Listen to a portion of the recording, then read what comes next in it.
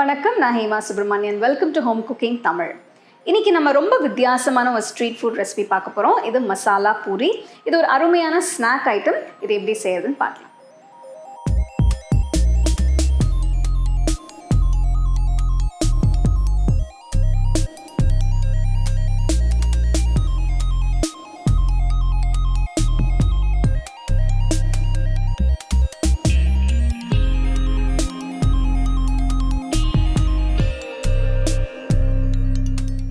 மசாலா பூரி செய்யறதுக்கு முதல்ல அரை கப் காஞ்ச பட்டாணி தண்ணியில் போட்டு ஒரு 8 மணி நேரம் ஊற வைக்கணும்.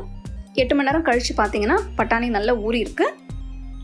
ஊற வச்ச பட்டாணியை ப்ரெஷர் குக்கரில் மாற்றி தேவையான அளவு தண்ணியை ஊற்றி பட்டாணியோட 2 உருளைக்கிழங்கு சேர்த்து வேக வைக்கணும். மீடியம் ஃப்ளேமில் வச்சு 4 விசிலுக்கு ப்ரெஷர் குக் பண்ணி வைக்கணும். ப்ரெஷர் குக்கரை திறந்து பார்த்தோம்னா பட்டாணி உருளைக்கிழங்கும் நல்லா வெந்திருக்கு.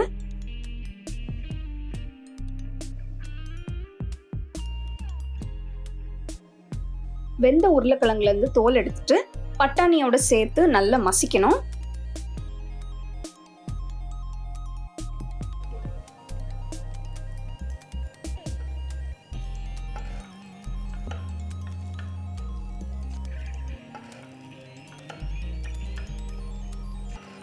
பட்டாணியும் உருளைக்கிழங்கும் நல்லா மசிச்சாச்சு. இதை எடுத்து தனியாக வச்சுருங்க. அடுத்தது ஒரு கடாயில் 1 டேபிள் ஸ்பூன் எண்ணெய் போட்டு இதில் ஒரு பெரிய வெங்காயம் பொடியாக நறுக்குனது, 4 பல்லு பூண்டு பொடியாக நறுக்குனது, ஒரு துண்டு இஞ்சி பொடியாக நறுக்குனது, 2 பச்சை மிளகாய் பொடியாக நறுக்குனது, இதெல்லாம் போட்ட பிறகு வெங்காயத்தை நல்லா வதக்கணும்.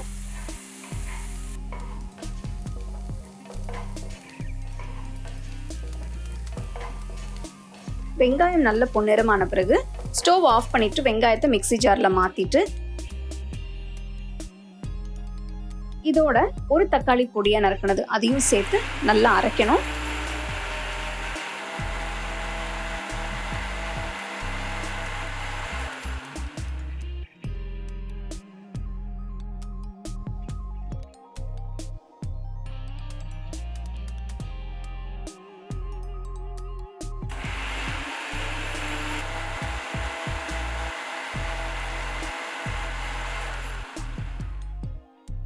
மசாலா நல்ல மையாக அரைச்சாச்சு. அடுத்தது அதே கடாயில் 2 டீஸ்பூன் எண்ணெயை ஊற்றி அரைச்ச மசாலாவை கடாயில் போட்ட பிறகு மிக்ஸி ஜாரில் கொஞ்சமாக தண்ணி ஊற்றி அதையும் சேர்த்து இதில் போட்டுருங்க.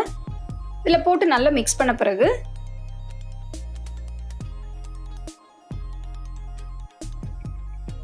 இதில் 1 டீஸ்பூன் காஷ்மீரி மிளகாய் தூள், 1 டீஸ்பூன் கரம் மசாலா தூள், 1 டீஸ்பூன் சாட் மசாலா தூள், 1/4 டீஸ்பூன் மஞ்சத்தூள், 1 டீஸ்பூன் உப்பு இதெல்லாம் சேர்த்த பிறகு நல்லா மிக்ஸ் பண்ணணும். உங்களுக்கு காரம் தூக்கலாக வேணும்னா இன்னொரு டீஸ்பூன் மிளகாய் தூள் போடலாம்.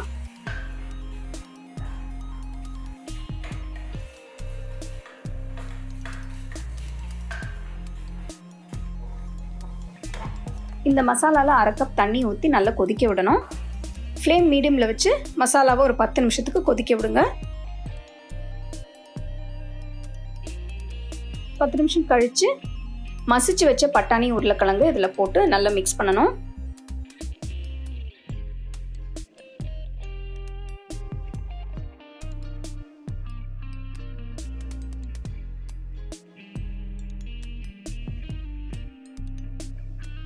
அடுத்தது இதில் 2 கப் தண்ணி ஊற்றி திக்காக இருக்கிற மசாலாவை கொஞ்சம் டைல்யூட் பண்ணிட்டு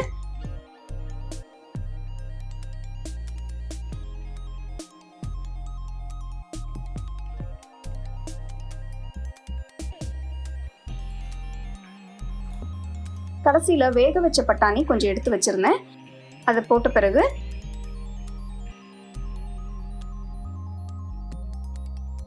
கொஞ்சம் பொடியாக நறுக்கின கொத்தமல்லி இதையும் சேர்த்து கடாயை மூடி ஒரு 15 நிமிஷம் நல்லா கொதிக்க விடணும்.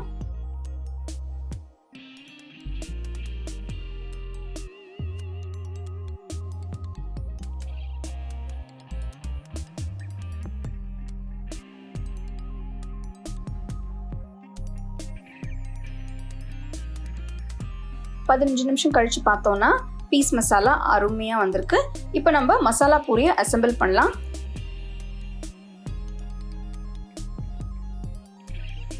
இதுக்கு ஒரு தட்டில் உங்களுக்கு தேவையான அளவு பூரியை கையில் நல்லா நசுக்கிட்டு தட்டில் போட்டுட்டு இது மேலே செஞ்சு வச்ச பீஸ் மசாலாவை ஊற்றணும்.